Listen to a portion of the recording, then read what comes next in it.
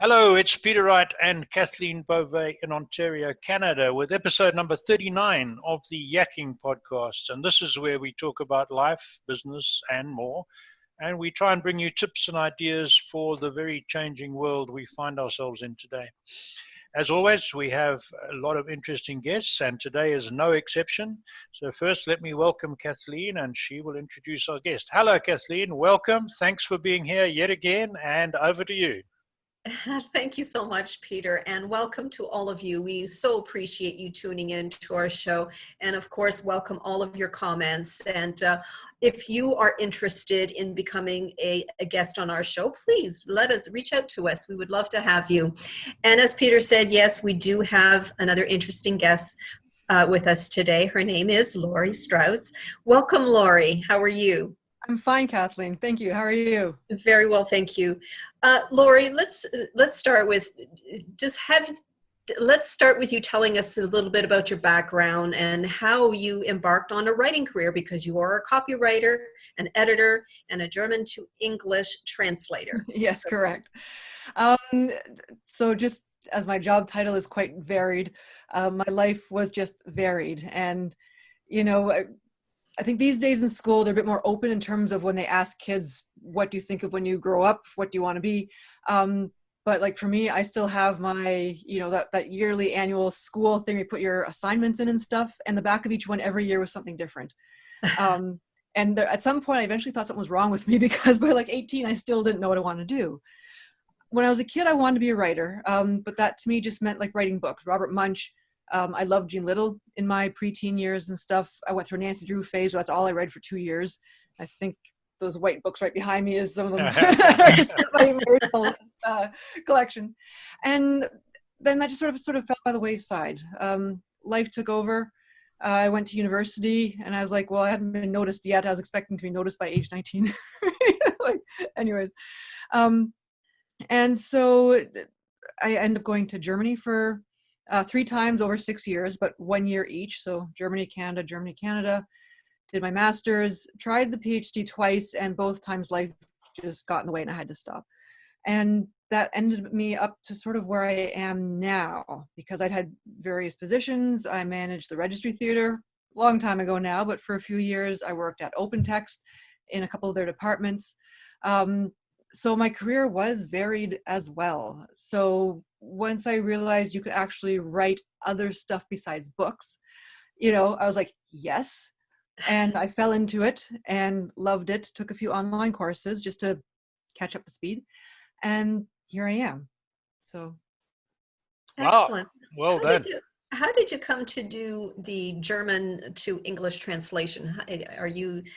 Is German your mother tongue, or is that something you had to go to university to learn? I know you said you were in Germany, but it's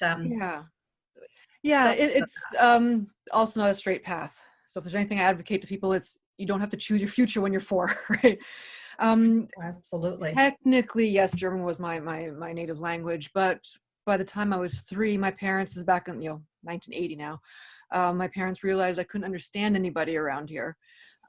My parents were both born in Europe, but they had their childhoods here. So, so they speak English like accent free. You wouldn't know they're from somewhere else if you talk to them. And so they switched completely to English. So I lost my German, but the German my parents taught me was standard German. The German my grandparents spoke was actually really strong dialect, because they were Germans from Eastern Europe. Mm-hmm. So whereas Germany, the word for corn, for example, is mais, M-A-I-S, right? And these Germans in Eastern Europe would, of course, absorb words from the surrounding languages. And so I grew up in a house where, you'd ask to pass the kuklutz, right? I still like saying it's a fun word to say, kuklutz, But if I'd gone to Germany with that word, people would look at me like I was from another planet, So it was a German that wouldn't have got me very far. I tried German school for a few years, on and off, a little bit in grade school. A little bit in high school. You got extra credit at that time. I think you still do.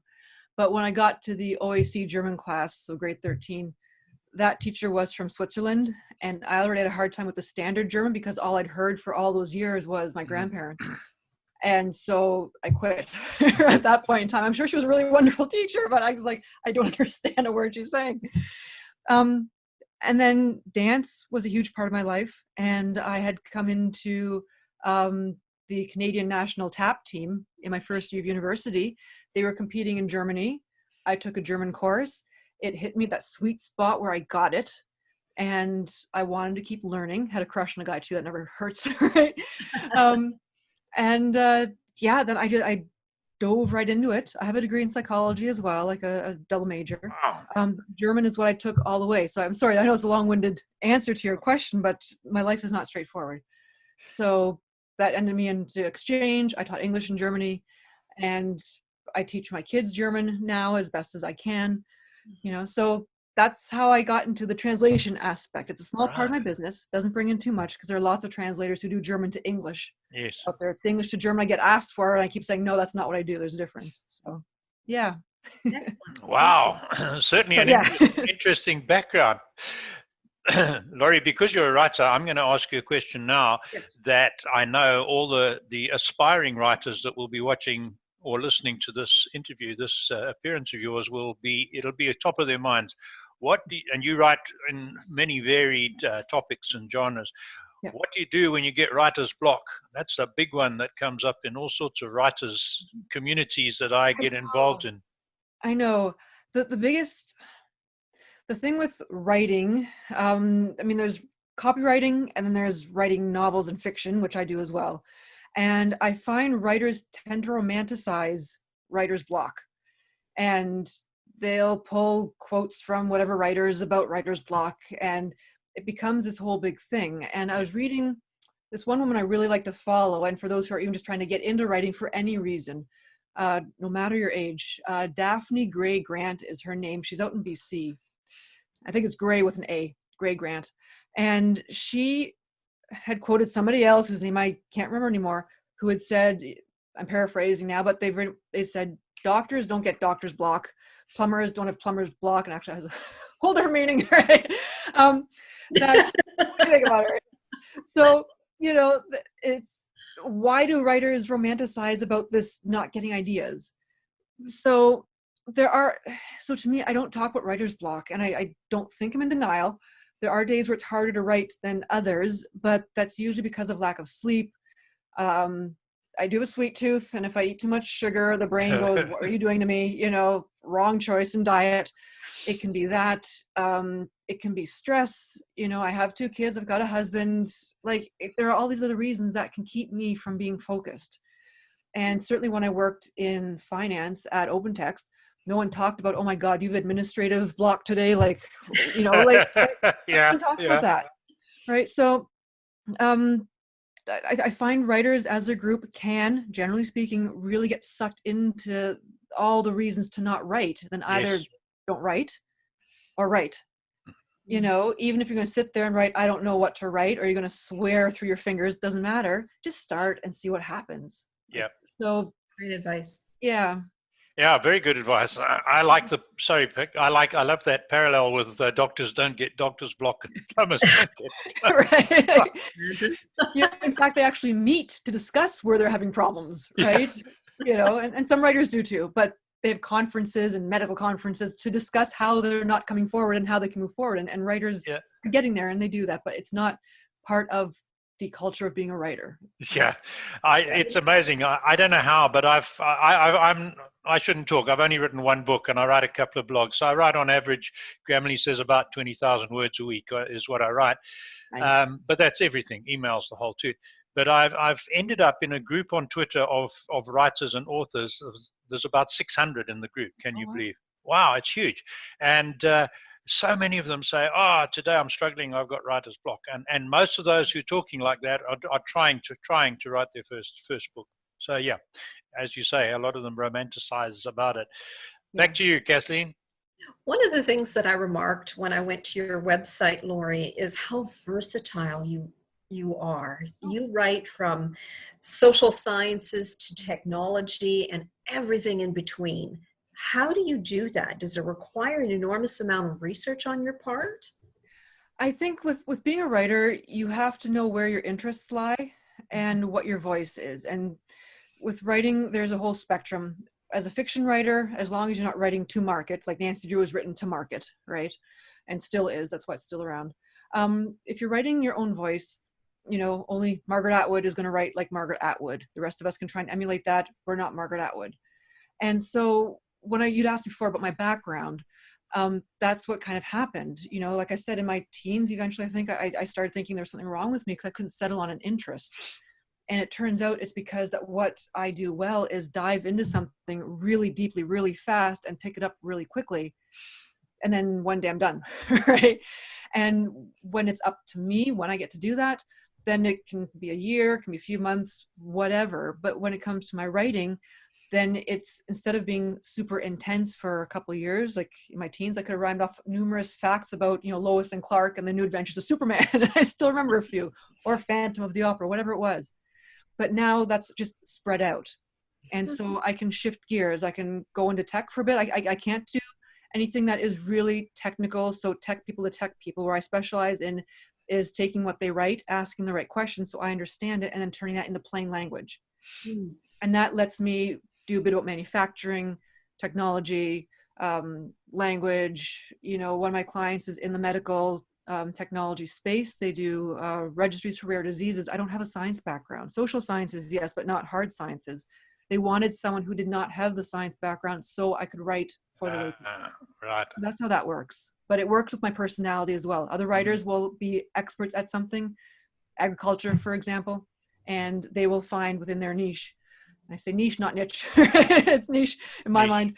You know, they find their clients within their niche. So it can go both ways. Very good.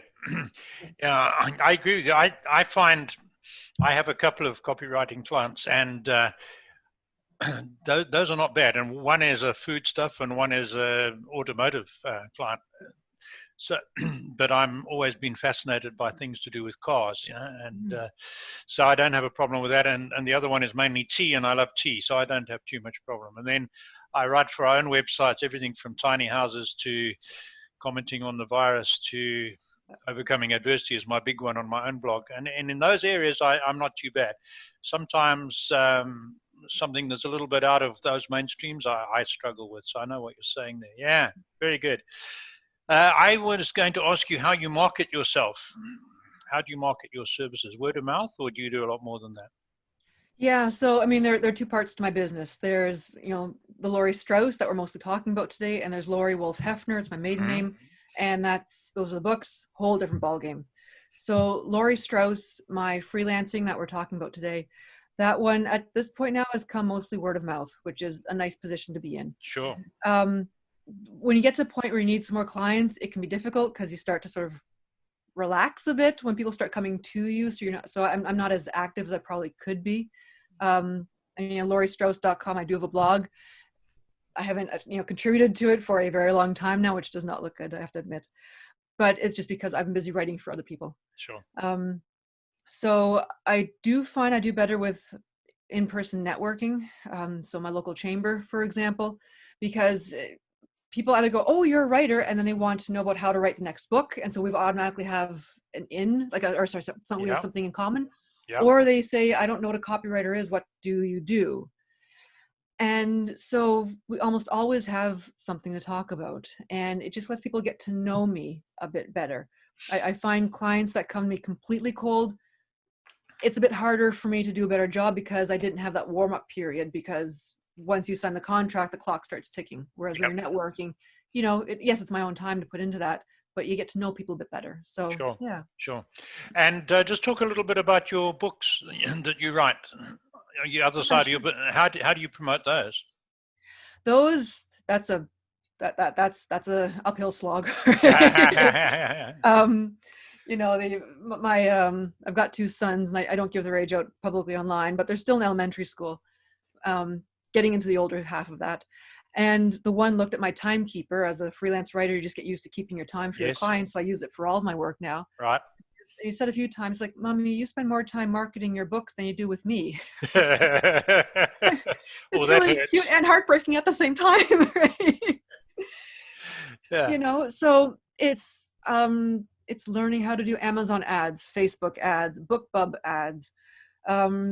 It's how to write your book descriptions, how to do book covers. I hire that out. the first person I hired out. Started out good, and it sort of went downhill, unfortunately. So after the fourth book came out, things changed, and I had to get all 4 redone right away, which is an expense, but I'm happy with where they're at right now. You know, and I was doing quite well actually selling at local markets. Obviously, in 2020, that's not really going to happen. Right? So, but it is an uphill slog. There's no, I can't lie about that one. Yeah. But it's vastly different from marketing services. Oh, yes. Yeah. I didn't ask you what genre do you write about in your fiction writing, your own books? What are you writing? What's the topics? So my current series is called Between Worlds.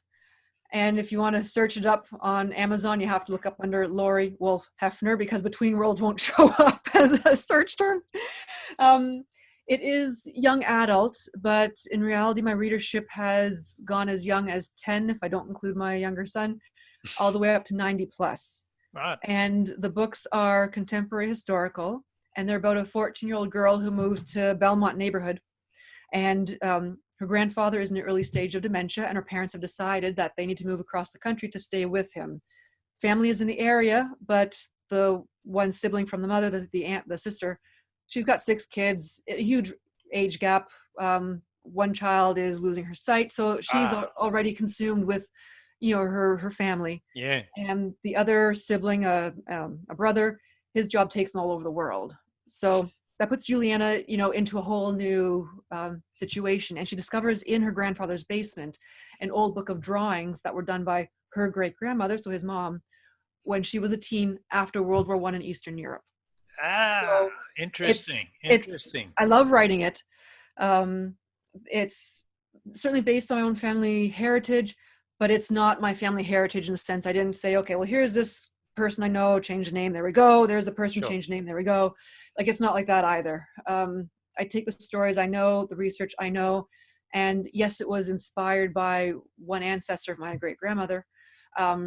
But overall, everything is fictional, short of Belmont neighborhood and Belmont village. Right? So the stores are fictional and the cafes are fictional, but I use the name because I love the area, so why not? Sure. I've got to throw in quickly, Kathleen. I know you wanted to ask Laurie something. It reminds me very much what Laurie's just been saying of another author we interviewed, Nancy Lou Henderson, a few weeks back, finding all that stuff in an old cedar chest that had sat in her tool shed, in her shed for, what, I don't know, 15 years since her husband died, or more, longer, I think, 25 years. And that led to 4 books, a series of 4 books. Yeah. So just on that one, we, in this group of Twitter, of people fell in with in book people on Twitter, on Friday we do this Follow Friday thing. So we promote other writers on Friday. So what I will do is I found you on Twitter eventually. I'll stick you in there. So that will get you some exposure to people who like reading other writers' books. So there we go. Over to you, Kathleen. Lori, you will be taking part in a festival, a local festival called Bestival that's coming up. Can you tell us a little bit more about that festival and more specifically your involvement with it? Absolutely. So it's a small festival that is usually in person, but not this year, of course. And it takes place in Belmont Village. And this year would have been the 4th year in person. They've taken it virtual. And I don't know yet what the final product of that will be, but right now they're in the midst of a social media campaign where they had learned that Belmont Village, at least as an area, had begun in the 1930s. And I forget when the shops started coming up, but the infrastructure was laid in the 30s as part of a Depression era works program. I don't know the details. So with Bestival online this year, each week they're doing a different decade starting in the 30s. And I've seen recipes for, milkshakes and retro Caesar salad. And an artist friend of mine, she discovered in her own history that her grandfather, I believe, was stationed at one of the Japanese internment camps, during World War II as a soldier, not as, not as a prisoner. And so, she developed some art inspired by that. So they've got this eclectic mix of artists, and really in the broad sense of the term, cooks, artists, writers, musicians, all of it. And every day there's something different online, Instagram and Facebook. For me, when I was speaking with Tim, he's the creator behind Bestival, We were trying to figure out what I could do, given that my books take place in Belmont Village. And nothing really suited what he was going for, because the historical aspect takes place in Eastern Europe in the 1920s, 1920 specifically, and the contemporary one starts in 2019. So we're not really getting, there's not too much historical going on that way. And with the books currently, it's only going to be in book 8 that I'll really dig into Kitchener, the rubber factory history, and like where the books really become local and can only be written here. So I told Tim I have this idea for a romance series, a sweet romance series called Love on Belmont. Yeah. And I said, I can do a short story for you. And it's about tea, actually, Peter. Really? Yeah, that's good. It's a tea shop. So I'm not a black tea drinker. I am now learning how to drink black tea. And so I've been working with some cross promotion with All Things Tea in Belmont Village. And so I talked to George and Susan and said, do you guys mind if I'm not going to use your store, but it will be a fictional tea shop. You're the only tea shop here. Right. People, there's going to be a connection somehow. There isn't, but that's another topic. Anyways, but do you mind if I use a tea shop? And they said sure, and they were like totally gung-ho behind the idea. So I've created a short romance that I'll read online August 28th, and I believe they'll be broadcasting to Facebook and Instagram. Wow, well done. Very good. Yeah, thank you. Very good. So we have a little bit of time left. What I wanted to ask you, a lot of other writers ask me what tools I use. And I use very simple. I put it on a Word doc and and back up regularly. I remember right at the beginning, I lost many pages by not backing up frequently back when things weren't reliable. But as a more prolific and more professional writer than I am, what tools do you use? What advice could you give new writers for as far as tools go? Do you use Scrivener, for instance? Yeah. So, I mean, as far as tools go slowly. There are a lot of things out there that can be squirrels, with the wrong person. Yep. That being said, if I list things off, I do need to use Word so I can send my drafts to my editors. Yep. But I use Scrivener. I use Scapple, S-A-P-P-L-E, same company. Yep, for brainstorming. I have just begun using Plotter, P-L-O-T-T-R, no E. Oh. And that, I mean, in Scapple you can plot, in Scrivener you can plot, but this one, it's just a bit more visual, and I don't know, a little airier. Maybe it's exciting because it's new software. I don't know. I use Perfectit for consistency checking. That's through Word right now. I use Pro Writing Aid to help with sort of mid-level editing. I use Book Brush to help me create a lot of different graphics with my book covers. Mm-hmm. I use Real People for human editing and for cover design. Wow. That's a fair bit. Yeah, very good. Very good. Yeah, Kathleen and I just found Scapple last week, and we just started using it. It's magic.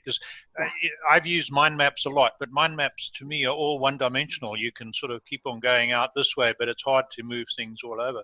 Mm-hmm. So, I like Scapple. I just started, but I find it good. Yeah. Cool. I use it particularly for plotting blog posts and, in fact, for assignments for my particularly my tea client.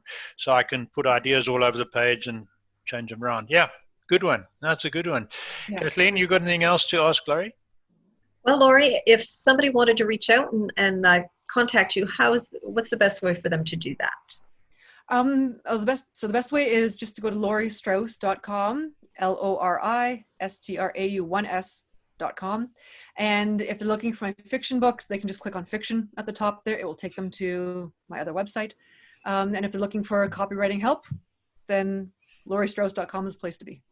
And I got to add to that, having spent time on your website, that it's very well organized, because if you scroll down, there's the buttons. If you're a small business owner, or if you're a marketing person, or if you want your thesis edited, or if you want a translation, there's a separate button for each. Very well organized, easy to follow. So that's good. We will put that there. So to our listeners and viewers, you can find that at the beginning and the end of the video and the podcast, and during the video as well. We still have a couple of moments. Laurie, you've obviously been working from what you're saying, working from home for a long time. What advice can you give to people who, because of the virus, have suddenly found themselves working at home? What's your best bit of advice for people? If you have young kids, teach them to knock. I mean, mine have stopped knocking, but when they were young, it was very helpful. And, you know, if they're really young, then you need to find ways to spend time with the kids and then go back to your job, spend time with the kids, go back to the job. And depending on your child's temperament, you might be able to also teach them that they're allowed to be in the room with you, but they must be quiet. And yet you have to be strict about that. But they can be coloring. And so those can be helpful tips for people with kids at home that still want parental attention. When the kids don't want the attention anymore, it's not as much of a problem. Also, know who you are. If you're an extrovert, really find a way to make sure that you get that extroversion part of you acknowledged and, you know, and acknowledged and out there, even if it's regular Zoom calls with friends. So I would also suggest, where possible, have a dedicated work area. If that's not possible, have a bit of a routine. So every morning you set up your work area, at night you take it down. And that will help, you know, your living room feel like a living room at certain times and feel like an office at other times. I have a dedicated room now, you know, but that's my job. It's my business. I do work from home. This is where my business is located. So those would be like a few things. Oh, and I think $25 on Amazon, or $35. It's just a sponge in here. When the kids get too loud, you just shove them on your ears and, you know, you're good to go. There you go. So, but do not use that with young kids. You won't hear them. That's right. Yeah. Excuse me. And what about routine? Do you find it helps to have a start at this time and finish at this time? Keep it as if you were going to work in an office? I do. I mean, part of the reason that I chose to work from home, after I'd gotten laid off at one point, I worked part-time at the University of Waterloo in their the Waterloo Center for German Studies. And I eventually transitioned to just working from home because it was better for family life for us. We didn't have to pay for childcare after school, that kind of stuff. So I would say, if you're working from home, really try and schedule your work around your family within reason. Yeah. Like I said, you don't want the kids barging in you all the time for every single little thing. They've got to learn how to deal with stuff on their own, you know, and that's up to each parent to figure out best how to work with that. But yeah, a routine of sorts. So I will not do freelancing past 5 o'clock. And, you know, unless it's a client I'm working with for 5 or 6 years, if there's an email at 6, I don't answer it until the next morning, because I can't get into that schedule with them where I'm constantly on my phone.